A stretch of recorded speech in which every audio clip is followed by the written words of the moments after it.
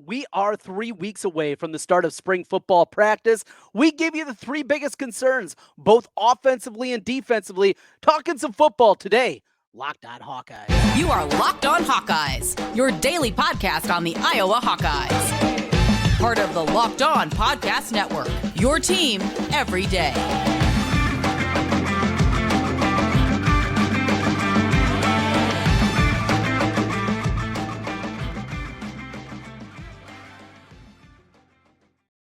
Hey, welcome in. I'm Trent Condon, and this is the Locked On Hawkeyes podcast. Thanks for making Locked On Hawkeyes your first listen every day. We're available wherever you find podcasts. You can also find us on YouTube. While you're there, make sure you hit that subscribe button. Helps us get in front of more Hawkeye fans. Today's episode is brought to you by FanDuel. Make every moment more. New customers join today, and you'll get $150 in bonus bets if your first bet of $5 or more wins. Visit FanDuel.com/locked on to get started. We got basketball, we got wrestling, we got baseball and softball, and a whole lot more going on right now. But today, we're going to talk plenty of football. We're going to get to the Iowa-Penn State matchup coming up this evening and preview as Iowa needs to stack up the victories at the end of the season if they're going to put themselves in consideration to be an NCAA tournament team. We will get to that, but as we sit here today on the 27th of February, it is time to look forward. We are 3 weeks away from the start of spring practice. In fact, it'll start in 22 days, but you know where we're going here. 3 weeks away from the start of practice, and going to break down for me the three biggest concerns on each side of the football going into spring practice. And you might say, well, defensively, there aren't any concerns over there. Pump the brakes on that a little bit.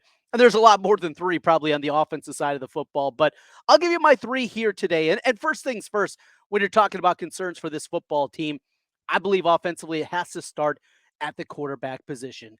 After the injury from Cade McNamara a year ago, tears the ACL against Michigan State, and we saw just how decrepit the offense became after that. It was hideous, and there's no two ways about it.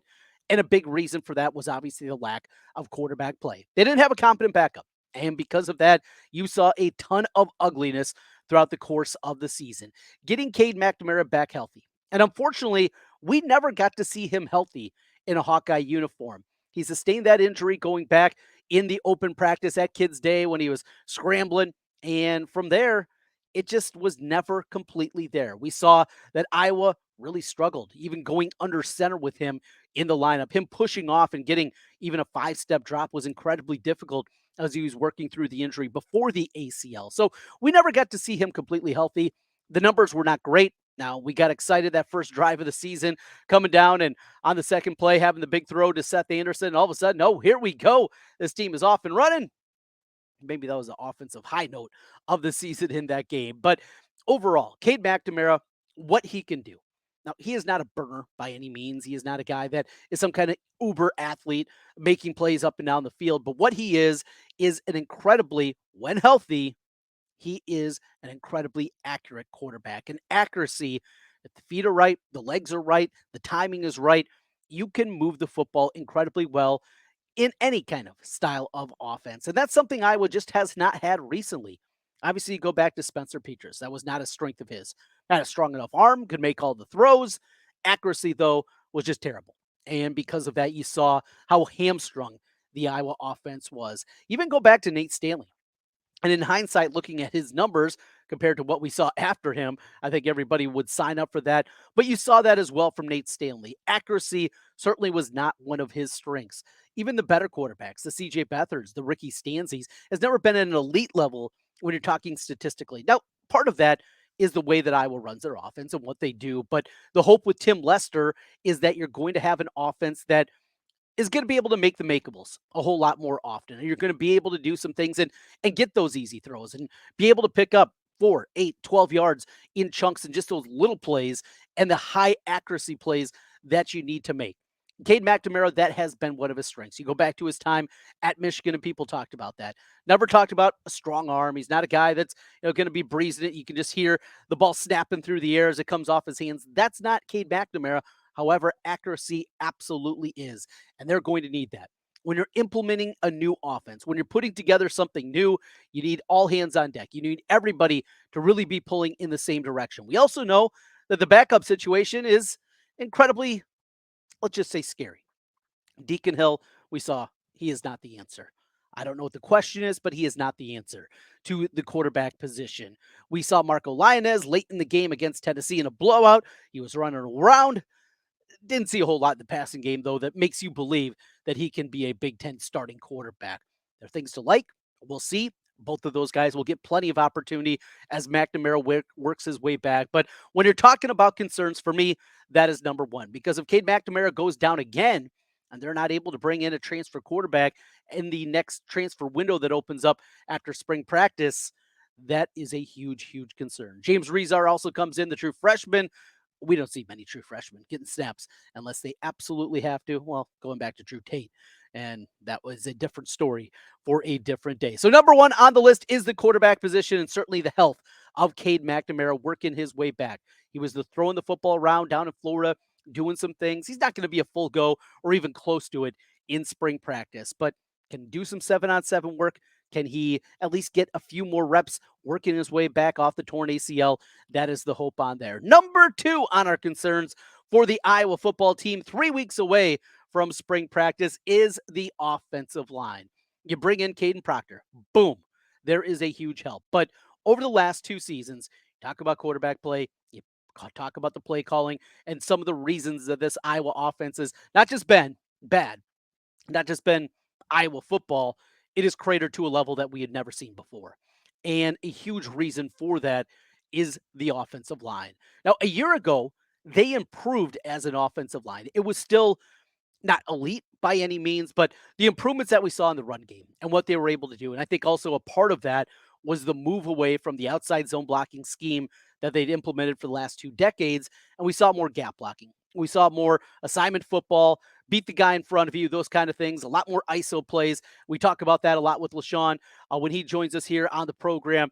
Those are the things that they needed to implement. Maybe it took longer than you wanted to see, but you did do that, and you did see that. And because of that, we saw some improvements in the run game. But you have to figure it out. And this goes to with what Iowa has right out of the gate. An Iowa State team in week 2 that's going to be returning 20 of 22 starters from the end of last season. Game number 1, you go up to Minnesota. Then you followed up with a road trip to Ohio State to begin Big Ten play. No more tinkering around, no more trying to figure things out as we work our way into October with the offensive line. You got plenty of weapons. Left tackle, done, set. Caden Proctor is your guy. Boom. What do you do outside of that? What does it mean for Mason Richmond? Does he move over to the right tackle position? Do you go that route? Are you happy with Jennings Dunker at that spot? And though we saw certainly a big guy and there's some speed rushers that can give him problems, do you believe that even more development, the Dunker's going to be fine on the right side? Is it Richmond out there and Dunker checks inside? What do you do at the center position? I know they love Logan Jones, but I continue to be impressed by Tyler Ellsbury. Obviously, what you happened there. And then a healthy season of Connor Colby and a guy that was honorable mention all Big Ten. And you hope he's not a tackle, but he's been a pretty good guard. And finally, in his senior year, maybe puts it all together and puts together an outstanding season. Plus, you have depth. You have Bo Stevens that started games for you. You mentioned Ellsbury, Nick DeYoung, a swing guy that comes back for another year, another guy that is going to help out the depth. Cade Pieper, who redshirted last year, was on the depth chart late last season. Do we see one of the freshmen, other redshirt freshmen, along with Pieper, a guy like maybe a Trevor Lauk, somebody like that that's able to come in and not be a starter by any means, but be a rotational piece and a guy that you're building towards the future? The options are there, and the excuses need to be over for Coach Barnett and that offensive line. It needs to be immensely better this year if I was going to get it done. And then finally, well, it's wide receiver, and it's finding weapons outside. You are set again at the tight end position with Lachey. Obviously, Addison Estrango, we saw how well he played, but what are you doing on the outside? I think we saw enough out of Kalen Brown to understand that Brown can be a guy that can make some plays, and he's going to be good. However, who else? Seth Anderson, okay, not a real big guy. Who's going to be that big X receiver? Who's going to be the guy? Is it Jared Bowie, who was on the travel team as a true freshman a year ago? Dayton Howard, another guy with size. Reese Vanderzee comes in as a true freshman this season. Alex Moda, and we saw a little bit of Wetjen. He's more of kind of a gadget type of a player that you have there. Alec Wick has gotten some snaps, hasn't done a whole lot with him. Jacob Bostic, if he could ever stay healthy, that's another one. But you have to figure it out. If you're good with Anderson, you're good with Caleb Brown, those two guys, and I think you are. can be at least competent Big Ten wide receivers. And I think even more than that for Caleb Brown. Got to obviously cure the drops. Can't afford that and what I was going to do and what the offense is going to look like. So those are the three biggest concerns that I have. And that's not bringing up a new system, play calling, what Tim Lester is going to do, how much autonomy he's going to have and run the offense that he wants and doing RPOs and doing different things and playing certainly a different style than what Kirk Ferentz has been used to here over the years. Those are different ones, and don't worry, we'll talk plenty about those. We go over to the defense now. Our three biggest concerns defensively for Iowa football as we get ready for spring practice. Three concerns, 3 weeks away from spring practice. We'll do that as we continue Locked On Hawkeyes. Today's episode of the Locked On Hawkeyes podcast is brought to you by FanDuel. Get buckets with your first bet on FanDuel. It's America's number one sportsbook. Right now, new customers, you're going to get $150 in bonus bet with any winning $5 bet. That's $150 if your team wins. Just hit that bet, a $5, you got $150 in bonus bets coming into your account. You can bet on all your favorite NBA players and teams with all kinds of options. They got quick bets, live same-game parlays, exclusive props, and a whole lot more. In fact, you take a look right now. We got the spread up and ready to go for the Iowa game against Penn State. The Hawkeyes, an 8.5-point favorite right now at FanDuel. 161 is the total in that one. They got you covered there. Just visit FanDuel.com/lockedon and shoot your first shot. That's FanDuel.com/lockedon. FanDuel, official partner of the NBA. Welcome back. It is the Locked On Hawkeyes podcast. I'm Trent Condon, and as always, thanks for making Locked On Hawkeyes your first listen every day. We go from offense to defense as we're talking about the biggest concerns for Iowa football going into spring practice. 3 of them for you on each side of the ball, with practice being 3 weeks away. Let's get into the defense, and I start up front. And not just starting up front, because there's names there that you're excited about. But really, more than anything, it's an ability to get to the quarterback. And as we've seen historically, when Iowa's defense is at their best, it is an ability to get to the quarterback. And we saw both Nick Jackson at times last year. I thought he was really good when they did some blitz packages for him. That's something that they had to do probably more than Phil Parker wanted. And you need that defensive line to step up in a big-time way. You couple it with the losses. Joe Evans departs after having 9.5 sacks, becomes one of the top sack guys all time in Iowa football history. Talk about a guy that just built him into something. The story of Joe Evans, just absolutely great, and a great career out of Joey the Bull. He moves on. Logan Lee, he's going to give it a shot at the next level. He was so good and just so impactful in a myriad of different ways. It wasn't getting the quarterback, his ability just to play fundamentally sound game in and game out. His assignment, he knew it, he did it time in and time out, and you're going to lose both those guys from last year. Another guy that you lose that was going to be part certainly of this rotation this year was Antonio Thompson. And we saw Thompson last year with a couple of block punts, and the hope was with that great athleticism that he had on the defensive line that he was going to be a big piece this season. Not the case anymore. He transferred out. So that leads Deontay Craig. And I was a person that thought Deontay Craig this past season was going to have a breakout year and potentially himself have a question if he was going to come back for another year. Well, with the year that he had, that wasn't the case. Just 3 sacks last year, and that was a disappointment. I mean, you want to see that number probably triple that. I mean, 9 sacks, maybe put it at 8.5 when you're talking about an over-under for him next season. I know he was banged up last year. We didn't get to see the complete season out of Deontay Craig, but definitely need more, and we need him to get to the quarterback and really be that kind of guy. Wyatt Black, that's not his game. You know, he's a occupy space in the middle type of player. And though he had a couple of sacks last season, and really after a shoulder injury, maybe played the best football of his career, he's just a mountain of a man, and he occupies a lot of space in there, but that's not his job. You don't expect, and certainly the Iowa scheme for him at that position to get to the quarterback, a half dozen times. That's just not something that you see a whole lot out of that spot. And then a step up from some of the young guys. We've seen Aaron Graves now going to be an upperclassman now, and it's crazy to think he's going to be a junior this season. Max Llewellyn, who's made some plays, and I think at minimum is a good rotational piece. Maybe the heir apparent over there and taking over for Joe Evans. I'm probably going to see him a whole lot more. And then who else can be somebody off the edge? Is it some of the young guys. You got a great true freshman class coming in of defensive linemen. Joseph Anderson, Chimishineke, Drew Campbell, Devin Kennedy, all those guys. Certainly good accolades from all of them, and I think exciting, really, with all four of those players defensively. Some of the redshirt guys, Chase Brackney, Kenneth Merriweather. There's a couple of names that you throw in the mix and see what they can do. And really, the star last spring and even during August camp was Brian Allen. And we just didn't see a whole lot of Brian Allen this past season. But he's a guy I think definitely can be impactful, showed enough. I think they want more consistency out of him to get more reps, but definitely has the motor that you'd hope out there. And one other name, well, Jeremiah Pittman, he's going to be involved inside, and he's going to be helping out. Didn't see as much of him also as we thought we would this past season. But I continue to throw this out. I did it last summer, even before he arrived officially on campus, and that's Ben Keeter. As we see Ben Keeter get a nice win on the wrestling mat against Oklahoma State over the weekend, and now a decision that the wrestling program needs to make if they're going to burn his red shirt, use him in Big Tens, or if he's going to red shirt and his season comes to a close. Going from linebacker, put your hand on the ground. Is that something that Ben Keeter, as he probably wants to have his weight, wrestling at heavyweight a little bit higher, is that something that makes sense? He's got a great athleticism. I mean, he's certainly got a motor. You're on the wrestling mat like that, you definitely have that. You think about hand placement, the ability to kind of battle more inside as opposed to linebacker. If that would be something that would make sense for Ben Keeter, and just another one to throw in the mix. But you have to get to the quarterback, and probably even going to have to be better this season with a more difficult schedule, though not overly daunting as we've talked about. Every dayers, you know that. Got to be better getting to the quarterback this year. Let's go to number 2 on the list.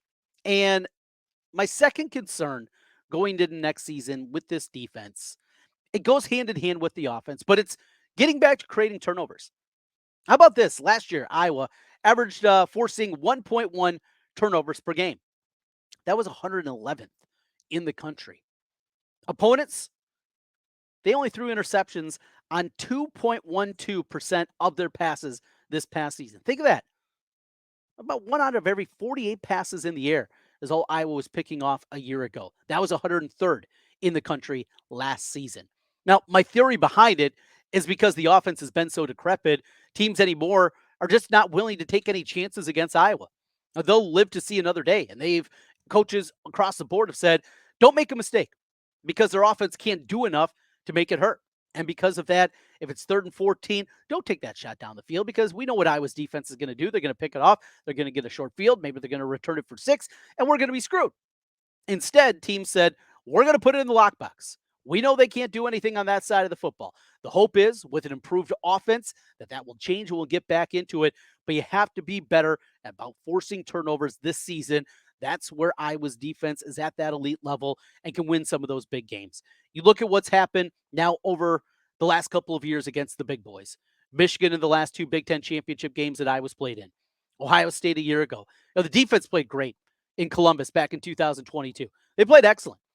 Held them, under 300 yards, I believe it was, in that game. I mean, they were averaging 550 yards a game, and Iowa's defense gave everything. And the offense was just so bad, they'd give it right back. And that was the biggest issue in that one. Obviously, the Penn State game this season.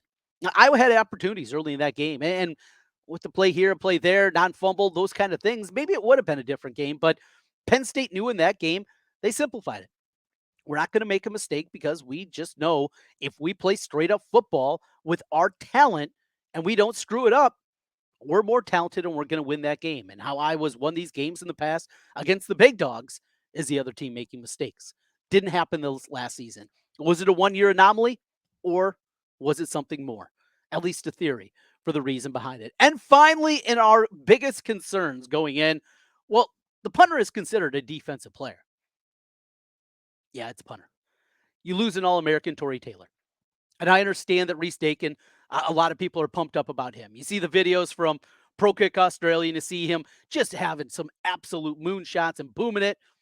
Still, there is some kind of translation. Remember when Torrey came in, his first game over in Purdue, came in 2020, with nobody in the stands. That's not going to be the case for Reese Dakin. He's going to see certainly a different level to that. How does he catch the ball? How quick is he actually getting it off his foot? Is there going to be a little bit of growing pains that happen there? And it's not just about the powerful leg. Torrey Taylor obviously had that, but it was his ability to find his gunner, his ability to pin teams deep. And that is more than just a powerful leg. That is precision. That is something that is a little more something innate to it, right? A little bit more like a golf swing than anything. And we don't know with the new punter if that's what it's going to be. So those are your concerns on the defensive side of the football. Finding a pass rush, getting to the quarterback. Number two, getting back to turning over other teams and get that turnover rate up to the level that we certainly anticipate with Iowa football and the punter. Offensively, your three biggest concerns: health of the quarterback position, offensive line, and the woes we've seen the last couple of years, and getting it figured out early this season. And number three, finding some weapons outside. 3 weeks away from spring practice. Can't wait for it. And we will have plenty for you here leading up to it and throughout on Locked On Hawkeyes. As we continue Locked On Hawkeyes, a monster matchup for Iowa. They're all big going forward on the hardwood for the men's basketball team. Coming up, it's a matchup against Penn State, a team that Iowa had on the ropes out in State College here about a month ago and let it slip away. Stop me if you heard that one before. We'll break things down. What's it going to take for the Hawkeyes to get the victory? We'll do that as we continue Locked On Hawkeyes. Today's episode of the Locked On Hawkeyes podcast is brought to you by Gametime. Gametime is the fast and easy way to buy tickets for all the sports, music, comedy, and theater events near you. They have killer last-minute deals, all-in prices, views from your seat, and their best price guarantee. Gametime takes the guesswork out of buying tickets. Gametime has deals on tickets right up until the start of the event or even an hour after it starts. It's the place to find last-minute tickets. You can find exclusive flash deals and sponsor deals on tickets for football, basketball, baseball, concerts, comedy, theater, and a whole lot more. And the Gametime guarantee means you'll always get the best price. If you find tickets in the same section in a row for less, Gametime will credit you 110% of the difference. Take the guesswork out of buying tickets with Gametime right now. Gametime users, you can get $20 off your first purchase by using the code Locked On. That's Locked On for $20 off your first purchase. Download Gametime today. Last minute tickets, lowest price, guaranteed. Trent Condon back with you one final time on the Locked On Hawkeyes podcast. Hey, while you're here, make sure you hit that subscribe button. Just takes a moment and helps us get in front of more Hawkeye fans. You can follow me on Twitter as we will be keeping an eye on the hoops tonight. I got a little sub-state basketball I'll be calling on the high school side of things with Waukee and Dallas Center Grimes in central Iowa, looking to punch their tickets into the state basketball tournament. But I will definitely, after that thing wraps up, be watching Iowa hoops this evening, and follow along with me at Trent Condon on Twitter. All right, hoops tonight. Penn State. It's a must-win game. I mean, there's no two ways about it. Short of Iowa winning the Big Ten tournament, you have to win this game. It's a home game. It is not going to be a quad one victory. It's not going to be anything like that, but you have to hold serve. If Iowa wins their final three games, they get to 19-12. Well, you can't win your final three if you don't win your first one, and that's against Penn State. So we go back first to that game, and Iowa had a big lead in the game, had plenty of opportunities really to salt that one away. They're leading at the time. I'm bringing up the box score here after a 12-1 run. They're up by 7, 63-56 with just over 8 minutes to play. Followed up with an 11-0 run by Penn State. Then Iowa ties it up again. It's tied up at 71. What do? They give up a 13-2 run and ultimately lose that one. They gave up 35 points in the final 10 minutes of that basketball game. Going back to that one, Ben Krikke, he was outstanding. He had 22. Tony Perkins had 11. Patrick McCaffrey had 11. Those are the only guys that were in double figures. Peyton Sanford didn't shoot it very well. Owen Freeman played 26 minutes, had just 9 points. He was 4-4 from the floor, but just never was able to get into a rhythm. And it was very uncharacteristic of Iowa and the way that they play. They turned the basketball over 18 times in that game, and if memory serves, a bunch in the first half of that one. It was just not what we're used to with Iowa basketball and the way they play, certainly offensively. On the other side, Ace Baldwin, the VCU transfer, he was an absolute stud, and he was really the difference in the game. He came in with Coach Rhodes from VCU, and he has been right worth the price of admission. Penn State right now, they're okay. I mean, I was better.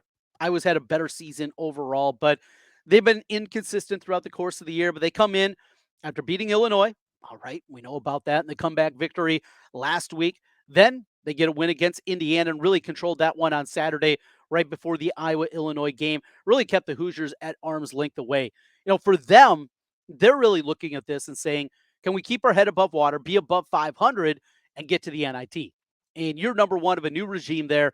That would be a great building block for them. Made the run last year to the round of 32 in the NCAA tournament. Had a great chance to beat Texas in that game in the round of 32 that was played right here in Des Moines. But when you look at what they have, they go, obviously, come here to Iowa tonight. Then they go to Minnesota and they finish up against Maryland. At minimum, they have to go 2-1 here down the stretch to at least be 500 for the NIT and getting in there. Now, the NIT rules I know are a little bit different this season. Things are a little bit different the way that things will be selected. And you're going to see more power conference teams in there, but good building block, good opportunity here. Iowa favored, what did we mention? 8.5, I think was the number over at FanDuel. Ken Palm has it at 7. Got to be better on the defensive end. Can't give up 95 points like they did against Illinois. I like the heart of this Iowa basketball team, though. I like the resiliency that they've shown throughout the course of the year. For this team to still be playing at this high of a level, 11th in the country in offensive efficiency in a year where they are shooting 33.5% from three. You say, oh, that doesn't sound too bad. That's 196 in the country. That's not good. That's not good at all. And yet still playing at an elite level offensively shows you what a great offensive coach, obviously, Fran McCaffery is. If he can take this group and if they can actually do this here, and it's easier said than done, winning these final three and putting themselves in contention to be an NCAA tournament team, you very well could argue it's Fran McCaffery's best coaching job, and especially where they were a month ago. Still work to be done. Starts tonight. Get the win against Penn State. We will be back with you afterwards with an instant reaction podcast as we have you covered each and every day. Your team every day. That's what we do across the Locked On Network, and not just here with Locked On Hawkeyes, your favorite NFL, NBA, NHL, and NBA team. You name it, we got you covered here on Locked On and your team every day. Love being here with you on the Hawkeye side of things. Again, hit that subscribe button. Also want to let you know that Locked On has launched the first ever national sports 24/7 streaming channel on YouTube. And now it's also available on Amazon Fire TV and the free Fire TV channels app. Locked On Sports Today is here for you 24/7, covering the top sports stories of the day with the local experts of Locked On, plus our national shows covering every league. Find Locked On Sports Today now available on the free Fire TV channels app. We'll be back with you after the game tonight against Penn State. Women on the floor again against Minnesota coming up on Wednesday, and the preview of the week ahead. A lot more football coming your way as well. Plus, we'll get into baseball, maybe a little softball. We'll see what else is hanging out there, and plenty to talk about, as there always is in the world of the Hawkeyes. We'll talk to you again tomorrow. Go Hawks.